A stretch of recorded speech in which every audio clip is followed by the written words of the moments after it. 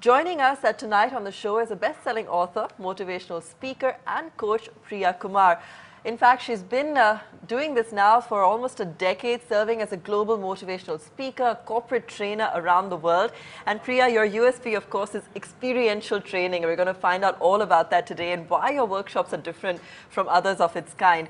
But, you know, the first thing I wanted to ask you really is a question we've been trying to explore through this series, and that is leadership in bad times really different from leadership in good times? Of course.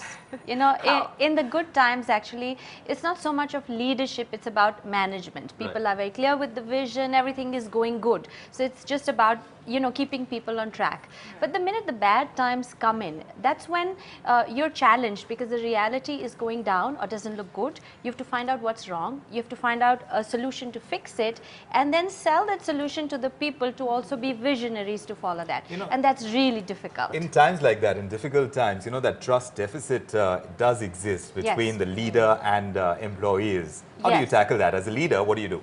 See, trust is based a lot on communication, and I find even if you forget the bad times, even in the good times, in today's times, trust, there's a big gap because of lack of communication. People don't have the time to talk, there is communication lag, and therefore there is miscommunication and misunderstanding. And see, if I can't talk to you, then how can I trust you? Correct. You know, so that exists where there's a big gap, at least in this time. In your training, what you really insist people do is find the problem or experience the problem. And you were telling us earlier when we were trying to get a sense of it, how when you go out there and talk to some of the CEOs that you do, you actually insist on getting a real sense or a real feel of their surroundings and their experience.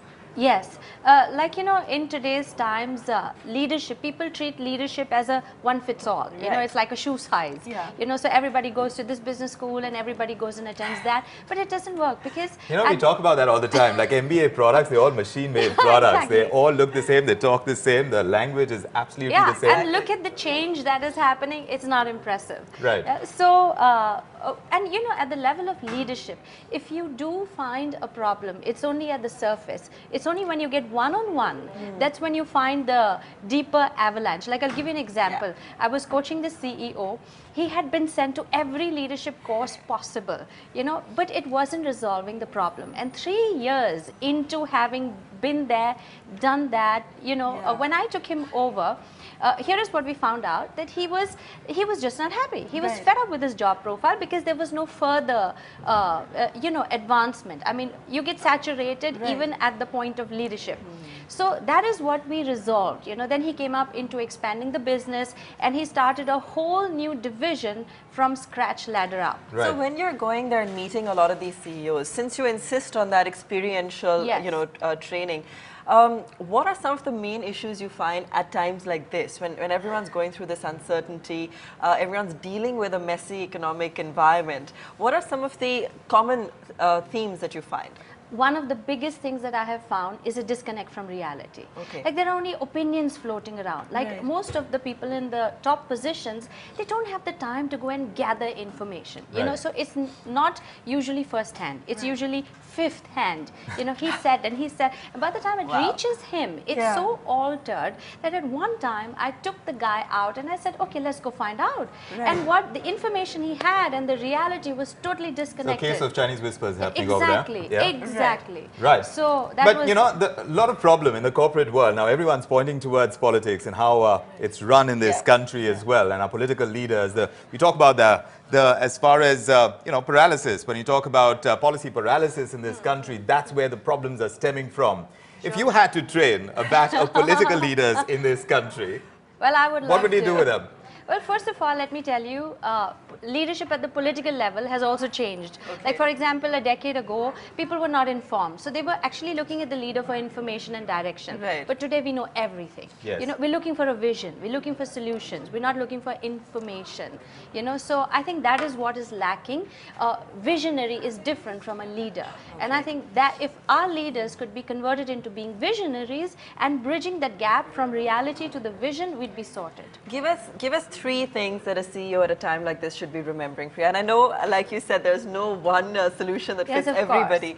But 3 broad themes that could hold them in good stead you know, when they're going through some turbulence, you know, at a time like this? Sure. See, the first thing is pedal up the communication. Okay. Because the more you try to get information, he said, then go talk to him. Right. You know, so first is communication, pedal it up big time. So you have the correct information so you can make the right decisions. Right. Second is that take up the vision and show the reality and get a consensus on what do you want. Right. See, a lot of times people disagree. So fine, if you're not agreeing with this, then you agree with reality. And now if that's the way you want to go, then the door is open. You know, so putting the vision very clearly across, not just as a vision, but also compatible to the dark reality that looms into the future. And I know you've of course worked with a number of people, and you're probably not going to be able to tell us any specific names, but any CEO or leader that you met that you actually took away from? And said, yeah, this is the visionary that you need to be. I tell you so many of them. In fact, I was on the flight and there was this list of the top 100 powerful CEOs. Right. I think I sent a message to every one of the people that I knew that you are in my list. Because, you know, it's that one thing you take away from 100 people, and that's how you become richer. You know, obviously they're doing something right that they are in that position. Like I know of this gentleman who goes and sits into people's cabins just randomly.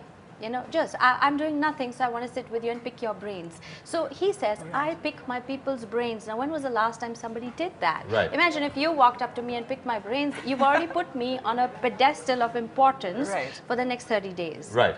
Yeah, So, we're doing it for the 7 minutes that you're with us right now, and we like picking brains as well. That's part of our job, thankfully. Yes. But tell us, when it comes to a leader, Yes. you know, are you going to take the brunt when in times of a crisis, or are you going to try and take them along? Because as a leader, you're supposed to set an example, right? That's right. Yeah, so would you do that? Would you put them with you, or would you kind of lead the charge and say, I'm going to take the worst of it, you guys are going to be able to? As in their team. As That's in right. reference to No, their if you team, take the worst of it, you didn't allow them the pain, and therefore they will never understand you. Right.